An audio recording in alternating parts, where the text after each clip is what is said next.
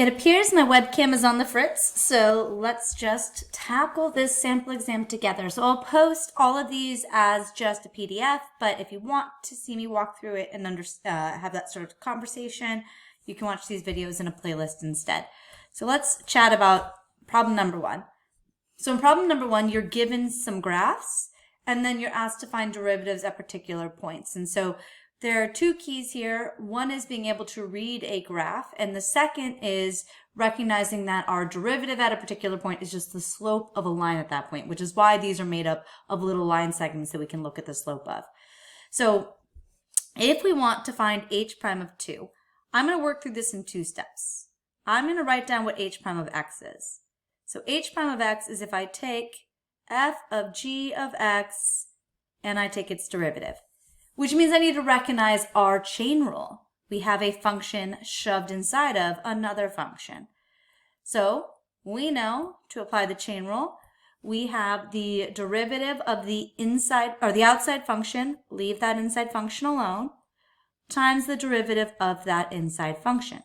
So if you want, go ahead, there's our f prime, leave our duck alone, and then deal with the duck, right? We carve through that turkey to get to the duck, and then we can take the derivative of the duck. So if we want to find h prime of 2, we want to find that derivative at the point 2, we are looking to find the derivative at g of 2 times the derivative of g at 2. My goodness.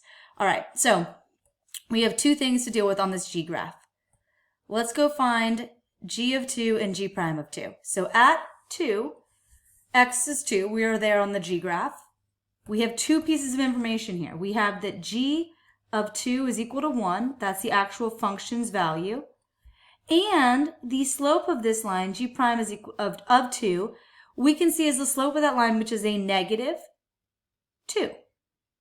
We go down 2 and over 1. So we've got these two pieces. So let's go ahead and plug those in. So now we're looking at f prime of 1, my prime is very small, let me make it bigger, times my negative 2.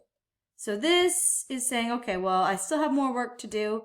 Let's go to f of x, the other graph, at the value 1, and see what's going on.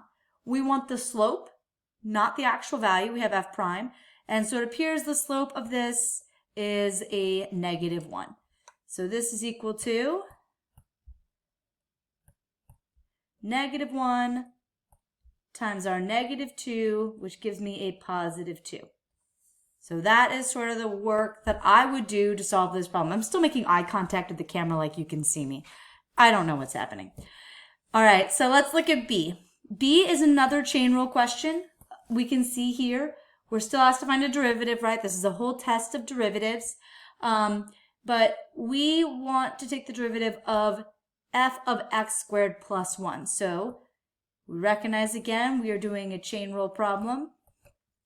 So this will be equal to f prime, leave the inside alone, times, oh, I need to recognize the derivative. Here, I'll do it slower.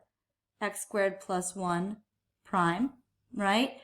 So this is going to be f prime of x squared plus 1 times 2x, right? And then we can plug in our 2. This is just k prime of x. There's no reason you have to do all this work. I like it though. K prime of 2. This is going to be f prime of 5, right? 2 squared plus 1 is 5 times 10. Okay, well, looks like we have one thing to go look at our graph for, f prime of 5. So at 5, my graph's slope looks like it's a negative 1/3. So we end up with a negative 1/3 times 10, negative 10 thirds, provided I didn't make any mistakes anywhere in there, which is always quite a big ask for me. I like to make mistakes. Boom.